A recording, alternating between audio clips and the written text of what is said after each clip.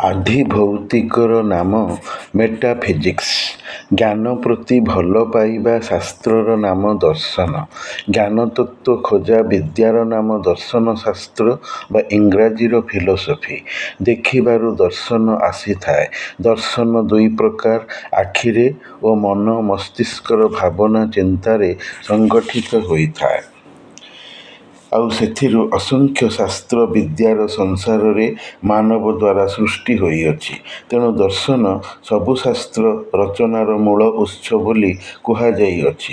ତେବେ ଦର୍ଶନ ବା ଫିଲୋସଫି ନାମରେ ଏକ ସ୍ୱତନ୍ତ୍ର ଶାସ୍ତ୍ର ବା ବିଷୟ ନିର୍ଦ୍ଦିଷ୍ଟ ହୋଇ ରହିଅଛି। ଫିଲୋସଫି ଶବ୍ଦଟି ଯଦିଓ ଇଂରାଜୀର, ତେବେ ଏହି ଶବ୍ଦ ସୃଷ୍ଟି ମୂଳରେ ଦୁଇଟି ସ୍ୱତନ୍ତ୍ର ବା ଅଲଗା ଗ୍ରୀକ୍ ଶବ୍ଦ ରହିଛି। ପ୍ରଥମଟି ଫିଲୋସ୍ ଏବଂ ଦ୍ୱିତୀୟଟି ସୋଫିଆ। ଫିଲୋସ୍ ମାନେ ଲଭ୍ ଏବଂ ସୋଫିଆ ମାନେ ଜ୍ଞାନ ବା ୱିଜ୍‌ଡମ୍। ମିଶିକି ହେଲା ଫିଲୋସଫି, ଅର୍ଥ ଜ୍ଞାନ ପ୍ରତି ଭଲ ପାଇବାର ଶାସ୍ତ୍ର। ସକ୍ରେଟିସ୍ ଏହି ଦୁଇ ଶବ୍ଦର ଉଦ୍ଭାବନ କରିଥିଲେ। ଫିଲୋସଫିର ସଂଜ୍ଞା ବା ନାମକରଣ ଦେବାକୁ ଇଂରାଜୀରେ କୁହାଯାଇଅଛି କି philosophy is the science of knowledge. ଜ୍ଞାନ ବିଜ୍ଞାନର ଶାସ୍ତ୍ରର ନାମ ଦର୍ଶନ। ଡକ୍ଟର ସର୍ବପଲ୍ଲୀ ରାଧାକ୍ରିଷ୍ଣନଙ୍କ ମତରେ philosophy is a logical inquiry into the nature of reality ବା ପ୍ରକୃତିର ପ୍ରକୃତତା ବା ବାସ୍ତବତା ଅନ୍ୱେଷଣ ଜନିତ ଯୌକ୍ତିକତା। ସତ୍ୟତା ଯୁକ୍ତିସିଦ୍ଧ। ଯୁକ୍ତି ବା ତର୍କ ଉପରେ ପ୍ରତିଷ୍ଠିତ।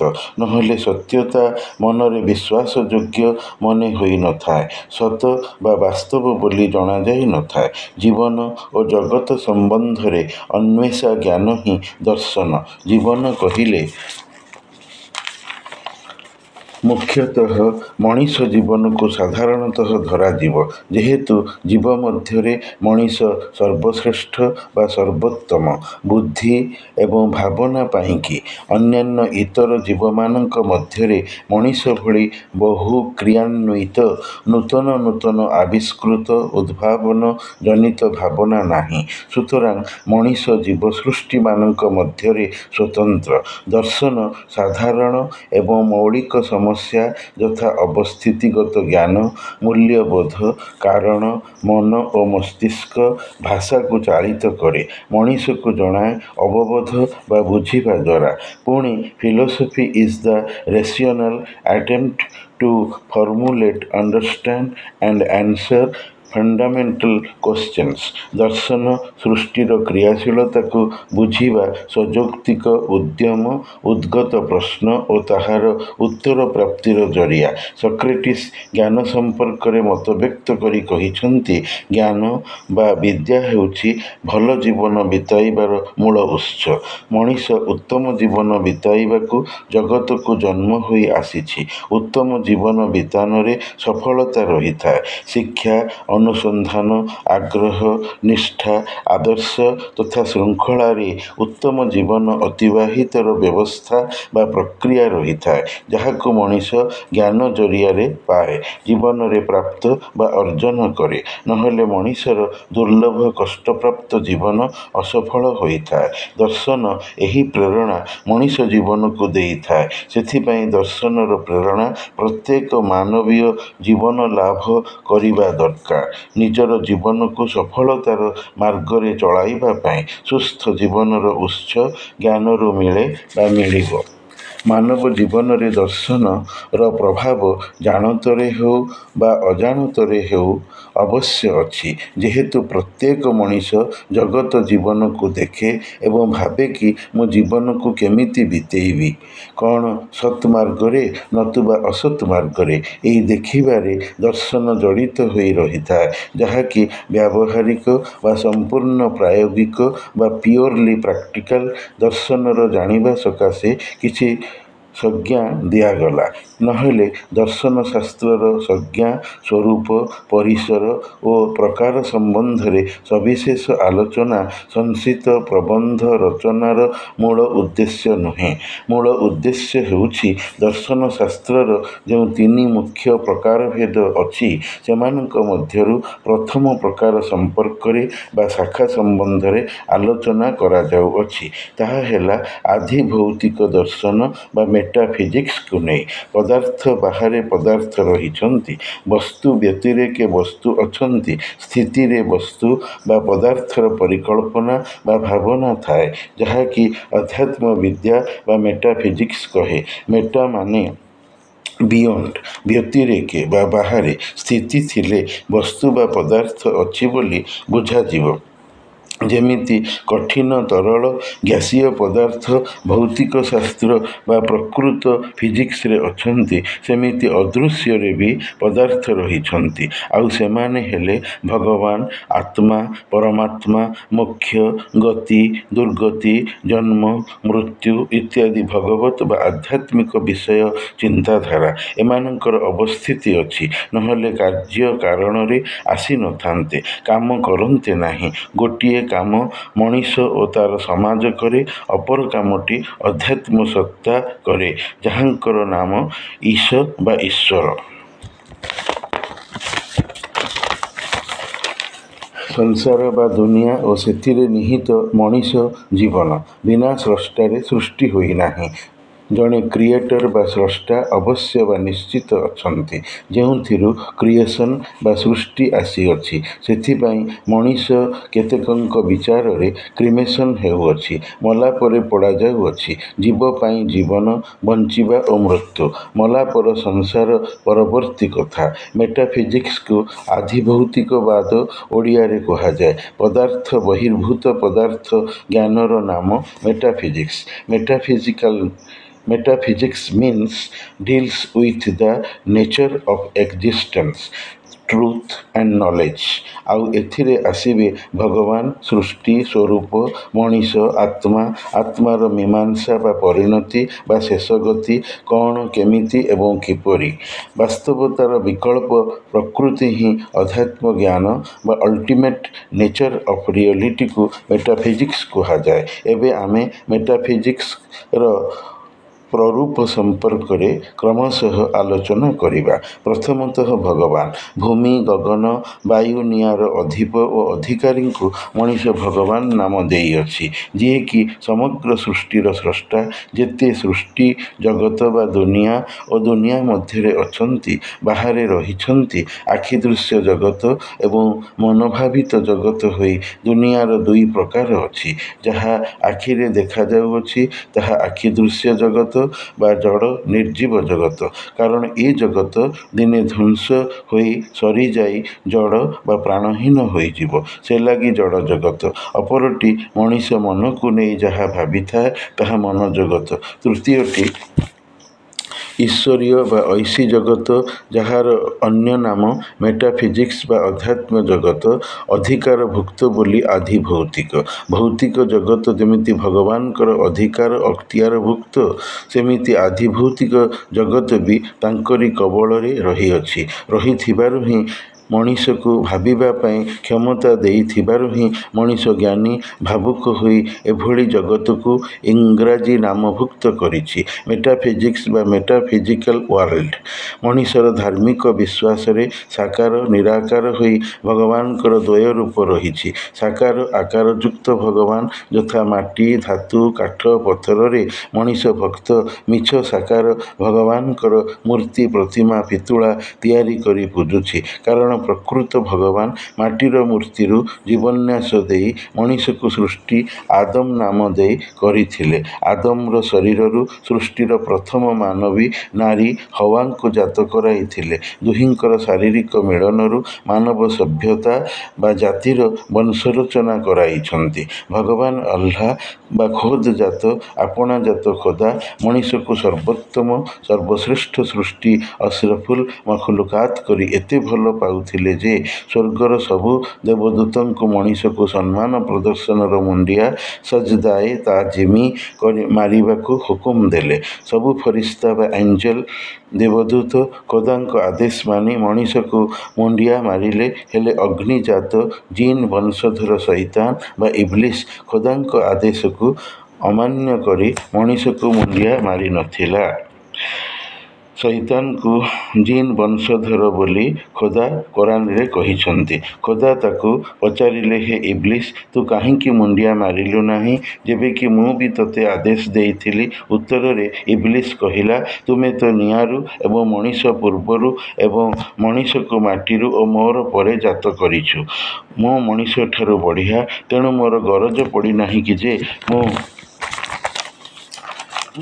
ଭୂମିରେ ଜାତ ଓ ଭୂମିରେ ବାସକାରୀ ବସର ମଣିଷକୁ ମୁଣ୍ଡିଆ ମାରିବି, ଯାହାକୁ ତୁ ଖାକ୍ ବା ମାଟିରୁ ଜାତ କରିଛୁ। ଆଲ୍ଲାହ ରାଗିଯାଇ ଶୈତାନକୁ ସ୍ୱର୍ଗ ବୈକୁଣ୍ଠରୁ ତଡ଼ିଏ ଦେବା ସମୟରେ ଶୈତାନ ବା ଇବ୍ଲିସ୍ ମଣିଷକୁ ପଥଭ୍ରାନ୍ତ କରାଇବାର ସୁଯୋଗର ଅନୁମତି ମାଗିଲା, ଆଉ ଆଲ୍ଲାହ ସେଥିରେ ରାଜି ହେଲେ, ହଁ ମାରିଲେ, ଏଥିପାଇଁ କି ଯେ ନିଜର ନର୍କ ବା ଜହନ୍ନମ ବା ଦୋଜଖକୁ ଅବିଶ୍ୱାସୀ, ଅମାନିଆ, ବିମୁଖୀ, ସମକକ୍ଷକାରୀ, ଧର୍ମ ନଷ୍ଟକାରୀ, ଆତ୍ମା ଅତ୍ୟାଚାରୀ ବା କାଫିର, ମୁନକିର, ମୁନାଫିକ, ମୁଶରିକ, ଫାସିକ ଓ ଜାଲିମ ଲୋକଙ୍କ ଦ୍ୱାରା ଭରିବେ। ଆଲ୍ଲାହ କହିଛନ୍ତି, ମୁଁ ଖୋଦା ଯାହାକୁ ଚାହିଁବି ମୋର ଏକେଶ୍ୱରବାଦର ଶାନ୍ତିମୟ ଇସଲାମ ଧର୍ମର ବାଟ ଦେଖାଇବି, ଯାହାକୁ ଚାହିଁବି ପଥହୁଡ଼ା କରାଇ ଦେଖାଇବି ନାହିଁ।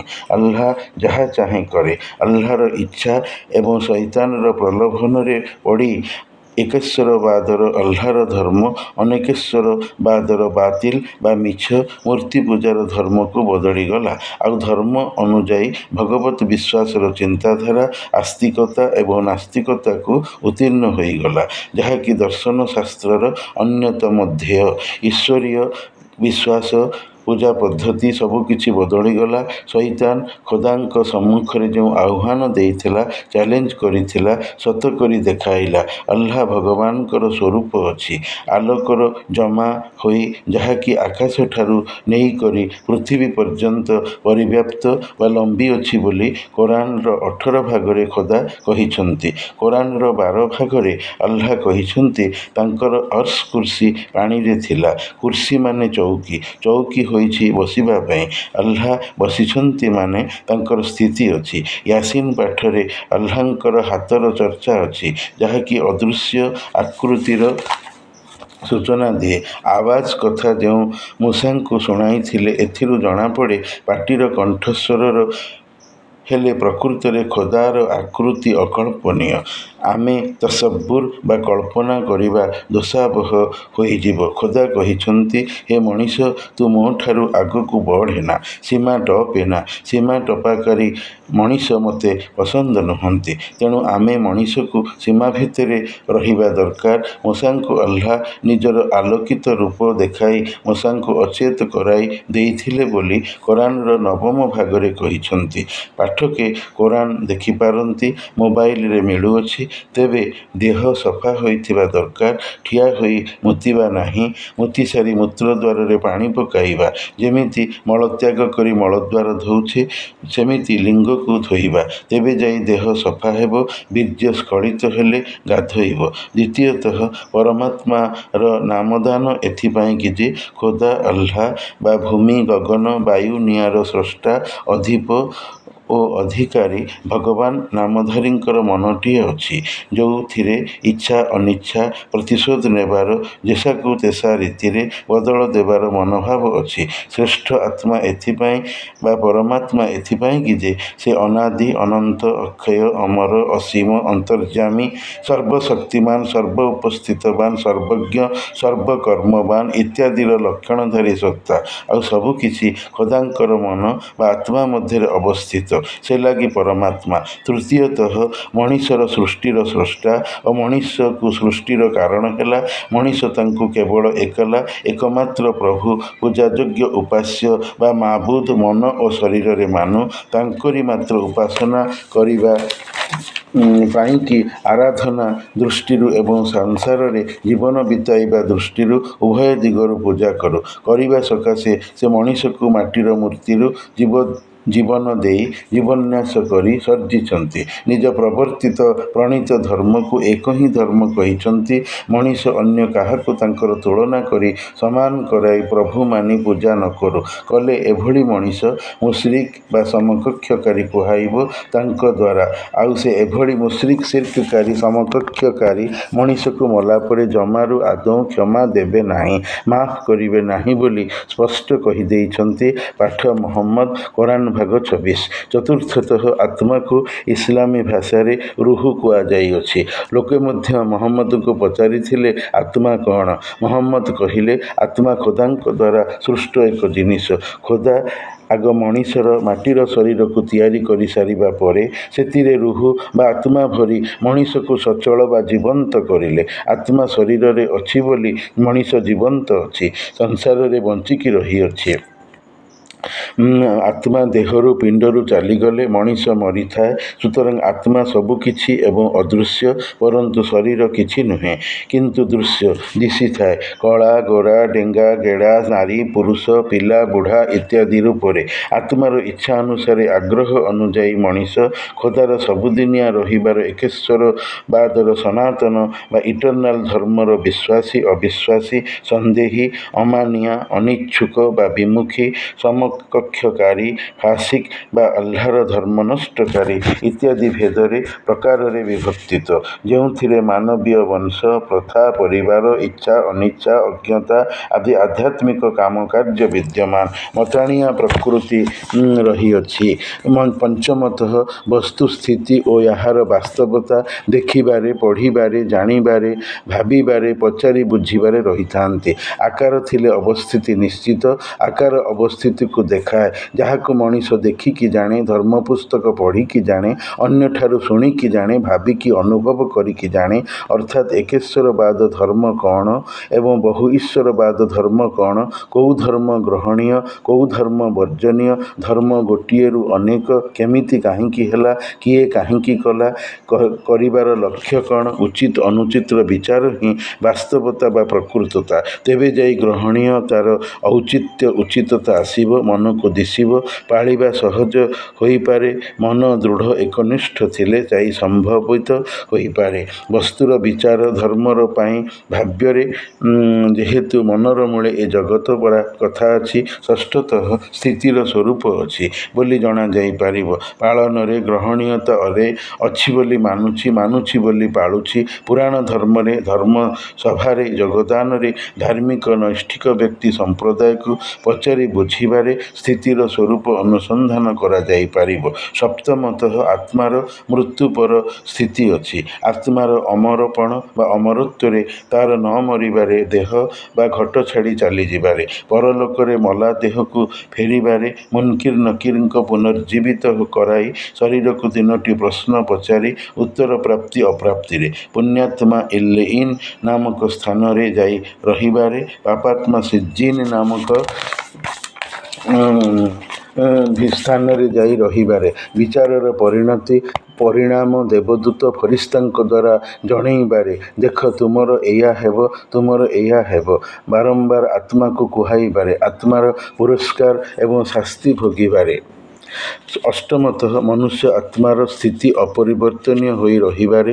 କାରଣ ହେଲା ଜଣକର ଆତ୍ମା ଜଣେ ଶରୀର ପାଇଁ ଉଦ୍ଦିଷ୍ଟ, ଅନ୍ୟ ଶରୀର ପାଇଁ ଉଦ୍ଦିଷ୍ଟ କଦାପି ନୁହେଁ। ଏହା ଇସଲାମୀୟ ଧର୍ମ ଦର୍ଶନର ଅଧ୍ୟାତ୍ମବାଦ ମଣିଷକୁ ପୈଗମ୍ବର ଜରିଆରେ ପୁରାଣ ପ୍ରଦାନରେ କହିଅଛି। ମଣିଷ ହୁଏତ ନ ମାନିପାରେ, ନ ମାନୁ, ମଲାପରେ ଶାସ୍ତି ଭୋଗିବ। ଆଲ୍ଲାହ କହିଛନ୍ତି, ଆଲ୍ଲାହର କଥା ବ୍ୟର୍ଥ ଯିବ ନାହିଁ। ପରନ୍ତୁ ହିନ୍ଦୁ ବିଶ୍ୱାସରେ ଆତ୍ମା ଘଟ ପରିବର୍ତ୍ତନ କରେ, ଦେହ ବଦଳାଇଥାଏ। ପୁରୁଣା ବସ୍ତ୍ର ତ୍ୟାଗ କରି ନୂଆ ବସ୍ତ୍ରର ପିନ୍ଧିବା ଭଳି ହିନ୍ଦୁ ଧର୍ମ ଦର୍ଶନର ଏଭଳି ସିଦ୍ଧାନ୍ତ ସମ୍ପୂର୍ଣ୍ଣ ଅଯୌକ୍ତିକ। କାରଣ ହେଲା ହିନ୍ଦୁ ଶବ ବା ମୃତପିଣ୍ଡକୁ ପୋଡ଼ିକି ନଷ୍ଟ କରିଦେଲେ ବି ଆଲ୍ଲାହ ଖୋଦା ତାକୁ ବଞ୍ଚେଇ ଦେବାର ପ୍ରତିଶ୍ରୁତି କୋରାନରେ ଦେଇ କହିଛନ୍ତି, ଇନ୍ନା ନହ୍ନୁ ନୁହ୍ୟିଲ୍ ମୌତା, ପାଠ ୟାସିନ। ନିଃସନ୍ଦେହତଃ ଆମ୍ଭେ ଆଲ୍ଲାହ ମୃତକଙ୍କୁ ଜୀବିତ କରିବୁ। କାରଣ ଆଲ୍ଲାହ ପ୍ରତ୍ୟେକ ଜିନିଷ ଉପରେ ଉପରେ କରିବାପଣ କର୍ତ୍ତୃତ୍ୱ ରଖେ। ଆଲ୍ଲାହ ହର ଚିଜ ପର କାଦିର ହେ। ସୁତରାଂ ମଣିଷ କଦାପି ଭାବିବା ଉଚିତ ନୁହେଁ କି ପୋଡ଼ା ଶରୀର ଆଉ ଥରେ ଆଲ୍ଲାହଙ୍କ ଦ୍ୱାରା ତିଆରି ହୋଇପାରିବ ନାହିଁ, ଯାହାକି ମଣିଷର ମୂର୍ଖତା ବୋଲି ଖୋଦା କହିଛନ୍ତି। ହେ ମଣିଷ, ତୁ ମୂର୍ଖ ମୂଢ଼ ହୋଇଯାଆନା। ନାଦାନ ନାବନ। ପାଠ ତାହାରେ କହିଛନ୍ତି ମିନହା ଖାଲକନାକୁମ୍ ଓଫିହା ନୁଇଦୁକୁମ୍ ଓମିନହା ନୁଖରିଜୁକୁମ୍ ତାରତନ ଉଖରା। ଅର୍ଥାତ୍ ଆମ୍ଭେ ଆଲ୍ଲାହ ମାଟିରୁ ହିଁ ମଣିଷକୁ ତିଆରି କରିଛୁ, ସେଥିରେ ମୃତ୍ୟୁ ପରେ କବର ଦେଇ ମଣିଷକୁ ନେଇଯିବୁ ଏବଂ ସେଥିରୁ ପୁଣି ଦ୍ୱିତୀୟ ଥର ମଣିଷକୁ ବାହାର କରିବୁ। ପ୍ରଥମ ଥର ବାହାର କରିବା ମା ପେଟରୁ ହୋଇଥିଲା। ସୁତରାଂ ମା ପେଟ ମଣିଷର ପ୍ରଥମ କବର, କାରଣ ଆଗ ଶରୀର ତିଆରି ହୋଇ ମଲା ଭଳି ନିର୍ଜୀବ ପଡ଼େ, ତାପରେ ସେଥିରେ ଆତ୍ମା ଦ୍ୱାରା ଜୀବନ ସଞ୍ଚାର ହେବା ପରେ ପିଲା ବଞ୍ଚି ଉଠେ। ଆଲ୍ଲାହ କହୁଛନ୍ତି, ମୋ କଥା ସତ, ମଣିଷ କଥା ମିଛ, ଯେହେତୁ ମଣିଷ ଅଦୃଶ୍ୟ ଅଜଣା କଥା ଜାଣେ ନାହିଁ। ମୁଁ ଆଲ୍ଲାହ ଆଲେମୁଲ ଗୈବି ଓ ଶାହାଦତି, ଅର୍ଥାତ୍ ମୁଁ ଖୋଦା ଜାଣେ ଆକାଶ ପୃଥିବୀର ସବୁ ଗୁପ୍ତ ଖବର ଏବଂ ଏସବୁର ଶ୍ରେଷ୍ଠ ସାକ୍ଷ୍ୟଦାତା। ମଣିଷ ପ୍ରକୃତ କଥା ନ ଜାଣିକି କ'ଣ ବଡ଼ ବଡ଼ କଥା ଜାଣିଲା ଭଳି କହୁଛି। ଏଭଳି ମଣିଷ ପାଇଁ ନର୍କ ଯନ୍ତ୍ରଣା ସବୁଠୁ ବଡ଼ ଶାସ୍ତି ପ୍ରାପ୍ତି। ଇନ୍ନା ଦୀନା ଇନ୍ଦାଲ୍ଲାହିଲ୍ ଇସଲାମ। ପାଠ ଆଲେ ଇମ୍ରାନ। ଆଲ୍ଲାହଙ୍କ ପାଖରେ ଇସଲାମ ହିଁ ଧର୍ମ, କାରଣ ଯେତେବେଳେ ଧର୍ମ ଆଲ୍ଲାହ ସୃଷ୍ଟି କଲେ, ଇସଲାମ ଧର୍ମ ହିଁ ସୃଷ୍ଟି କଲେ, ଯାହା ହେଉଛି ଏକେଶ୍ୱରବାଦର ଧର୍ମ। ଆଲ୍ଲାହ ଅନ୍ୟାନ୍ୟ ଧର୍ମକୁ ମିଛ ଧର୍ମ କହି ଦୁନିଆରେ ଓ ମଣିଷ ଜୀବନରେ ଚାଲିବାର ଅନୁମତି ଦେଇନାହାନ୍ତି, କାରଣ ସେଗୁଡ଼ିକ ସମକକ୍ଷକାରିତାର ଧର୍ମ। ସେଥିପାଇଁ ଯେଉଁ ମଣିଷ ଇସଲାମ ଧର୍ମ ବ୍ୟତୀତ ଧର୍ମ ଗ୍ରହଣ କଲା, ସେ ଆଲ୍ଲାହର କ୍ରୋଧରେ ଆକ୍ରୋଶରେ ପଡ଼ିଲା। ଆଲ୍ଲାହ କହିଛନ୍ତି, ହେ ମଣିଷ, ଆଲ୍ଲାହଙ୍କୁ ଛାଡ଼ି ତୁ ଦ୍ୱିତୀୟ ଖୋଦା ପୂଜା କରନା, କି ଜହନ୍ନମ ନର୍କରେ ଧକ୍କା ଖାଇ ଟିପଣି ପାଇ ନିର୍ଦ୍ଦୟ ବ୍ୟବହାର ସହିତ ଫୋପାଡ଼ି ଦିଆଯିବ। କୋରାନ ଦ୍ରଷ୍ଟବ୍ୟ। ହେ ମଣିଷ, ମୁସଲମାନ ହୋଇ ମଲେ ମୁକ୍ତି ପାଇବୁ। ଆଲ୍ଲାହର ସତ୍ୟ ସଂକଳ୍ପ। ନବମତଃ ଲୋକ ଏବଂ ପରଲୋକ ଧାରଣା। ଲୋକ ମାନେ ଇହ ସଂସାର, ଯେଉଁ ସଂସାରରେ ମଣିଷ ଜନ୍ମ ଓ ଜୀବନ ପାଇ ବଞ୍ଚିଛି, ଜୀବନ ଅତିବାହିତ କରୁଛି, କର୍ମ କରୁଛି। ମଲା ପରେ ଯେଉଁ ଲୋକ ବା ସଂସାରକୁ ଯିବ, ତାହା ପରଲୋକ ବା ମୃତ୍ୟୁ ପରବର୍ତ୍ତୀ ସଂସାର। ପରଲୋକରେ ମଣିଷ ସଦା ରହିବ, ଆଉ ଇହ ଲୋକର ଦୁନିଆକୁ କଦାପି ଫେରିବ ନାହିଁ। କୋରାନରେ ଆଲ୍ଲାହ ଏମିତି କହିଛନ୍ତି, ନର୍କ ଯନ୍ତ୍ରଣାର ପ୍ରକୋପରେ ମଣିଷ ଖୋଦାଙ୍କୁ ମିନତି କରିବ, ହେ ଆଲ୍ଲାହ, ଆମକୁ ଆଉ ଥରେ ଆମର ପୂର୍ବ ଜୀବନକୁ ଛାଡ଼। ଆମେ ତୋର ଧର୍ମକୁ ଦେଖିଦେଲୁ, ଜାଣିଗଲୁ, ତୋ ନବୀର ଗୋଲାମ ହେବୁ। ଯାହା ଭୁଲ କରି ଆସିଛୁ ପୁନର୍ବାର କରିବୁ ନାହିଁ। ଆଲ୍ଲାହ କହିବ, ହେ, ଏହା ତ ତୁମର ପାଟିର କଥା, ଆଉ ଛାଡ଼ିବା ନାହିଁ। ଛାଡ଼ିଦେଲେ ପୁଣି ସେଇଆ କରିବ ଯାହା କରିବାକୁ ମନା କରାଯାଇଥିଲା। ପଡ଼ିଥା ସେମିତି। ମୋ ସହିତ କଥା ଆଉ କୁହନା। ମୁଁ ତୁମକୁ ବୟସ, ଆୟୁଷ, ବୁଝିବା, ବୁଦ୍ଧି, ବିଚାର ଶକ୍ତି ଦେଇଥିଲି, ପଚାରିକି ବୁଝିବାର ସାମର୍ଥ୍ୟ ବି ଦେଇଥିଲି। ତୁମେ ତାହାର ଉପଯୁକ୍ତ ବ୍ୟବହାର କରିନାହଁ। ଯାହାକୁ ସୁଧୁରିବା କଥା ସୁଧୁରି ଯାଇଥାନ୍ତ। ଲୋକ ପରଲୋକର ଏହା ହିଁ କୋରାନୀୟ ଧାରଣା, ଯେଉଁଠି କବରରେ ଶାନ୍ତି ଓ ଶାସ୍ତିର ଅଶାନ୍ତି ରହିଛି, ସ୍ୱର୍ଗ ନର୍କର ସ୍ଥିତି ଅଛି, ଖୋଦାଙ୍କୁ ଫରିସ୍ତାଙ୍କୁ ଦେଖିବା ଅଛି ଇତ୍ୟାଦି। ଦଶମରେ ଶରୀର ମରଣଶୀଳ ବା ଧ୍ୱଂସିକ, ପରନ୍ତୁ ଆତ୍ମା ଅମର, ମରଣଶୀଳ ନୁହେଁ। ତେବେ ଧ୍ୱଂସମୟ ଶରୀରକୁ ଆଲ୍ଲାହ ପୁନର୍ବାର ତିଆରି ଦେବେ, ନହେଲେ ଶରୀର ପୁରସ୍କାର ଓ ଶାସ୍ତି ବା ଜଜା ଏବଂ ସଜା ପାଇପାରିବ ନାହିଁ। ଆତ୍ମା ଅଦୃଶ୍ୟ, ଶରୀର ଦୃଶ୍ୟ। ଶରୀର ଆତ୍ମା ମିଶି ଜୀବନ, ତେଣୁ ଗୋଟିଏ କେମିତି ରହିବ? ରହିପାରିବ ନାହିଁ। ଯାହା ଭୋଗିବେ ଉଭୟ ଗୋଟିଏ ଜମାରୁ ନୁହେଁ। ଆତ୍ମା ବତାଏ, ଶରୀର କରିଥିଲା ଇହ ଜଗତରେ ମଣିଷର ପୂର୍ବ ଜୀବନରେ, ଆଉ ଏବେ ପରଜୀବନ ଭୋଗରେ ଶରୀର ଛାଡ଼ି ଆତ୍ମା ଭୋଗିବା ଅସମ୍ଭବ। ଯିଏ ଭାବୁଛି ଏବଂ କହିଛି କି ଚାର୍ବାକ ମୁନିଙ୍କ ଭଳି ଭସ୍ମୀଭୂତସ୍ୟ ଶରୀରସ୍ୟ ପୁନରାଗମନ କୃତଃ, ଅର୍ଥାତ୍ ପୋଡ଼ି ପାଉଁଶ ହୋଇଯାଇଥିବା ଶରୀର କ'ଣ ଆଉ ଥରେ ଆସିପାରିବ? ଏହା ମଣିଷ ପକ୍ଷେ ଅସମ୍ଭବ। ହେଲେ ସର୍ବଶକ୍ତିମାନ ଈଶ୍ୱର, ଯିଏକି ସକଳ ଶକ୍ତିର ଆଧାର, ତାଙ୍କ ପକ୍ଷେ ଜମା ଅସମ୍ଭବ ନୁହେଁ। ମଣିଷର ଏହା ଭୁଲ ଧାରଣା। ଆଲ୍ଲାହ କହିଛନ୍ତି, ମୁଁ ଖୋଦା, କୁନ୍ ଫୟକୁନ୍ ବା ହୁଅ ହୋଇଯା କହିଲେ ସବୁକିଛି ହୋଇଯାଇଥାଏ, ଭବିଷ୍ୟତରେ ମଧ୍ୟ ହୋଇଯିବ।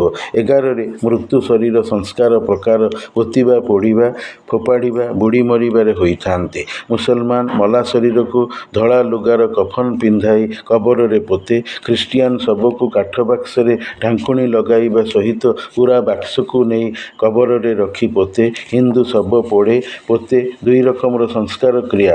ଅତୀତରେ ପାଣି ଜାହାଜରେ ହଜ୍ ତୀର୍ଥଯାତ୍ରୀ ମରିଗଲେ ସମୁଦ୍ରରେ ଭସାଇ ଦେବାର ନମୁନା ସୃତ ହୋଇଥିଲା। ପୋଷ୍ଟମର୍ଟମର ବେୱାରିସ୍ ଲାଶକୁ ହାଡ଼ି ଫୋପାଡ଼ି ଦେବାର ଦୃଷ୍ଟାନ୍ତ ଅଛି। କେଉଁ ଧର୍ମର ଲୋକେ ଲାଶକୁ ଖରାରେ ଏକ ନିର୍ଦ୍ଦିଷ୍ଟ ଖୋଲା ସ୍ଥାନରେ ରଖି ଚିଲ ଶାଗୁଣା ଖାଇବା ପାଇଁ ଫୋପାଡ଼ିଥାନ୍ତି। ଶେଷରେ ସଂସ୍କାର ପର ପରିଣାମ ହେଲା ଜୀବନଦାନ, ପ୍ରଶ୍ନୋତ୍ତର କାମ, ଭବିଷ୍ୟତ ପରିଣାମ ସଂକ୍ରାନ୍ତୀୟ ଚେତନା ବା ଚେତାବନୀ, ଦେବଦୂତ ଜରିଆରେ କି ତୁମର ହସର ବା ଶେଷ ଗତି ନରକର ହେବ ଅବା ସ୍ୱର୍ଗର ହେବ ବୋଲି କୁହାଇବା, ସକାଳ ସନ୍ଧ୍ୟାର ବଦଳ ଫରିସ୍ତା ମାର୍ଫତରେ ଆଲ୍ଲାହ ମୃତ ମଣିଷକୁ ବରାବର ବିଜ୍ଞାପିତ କରାଉଥିବ।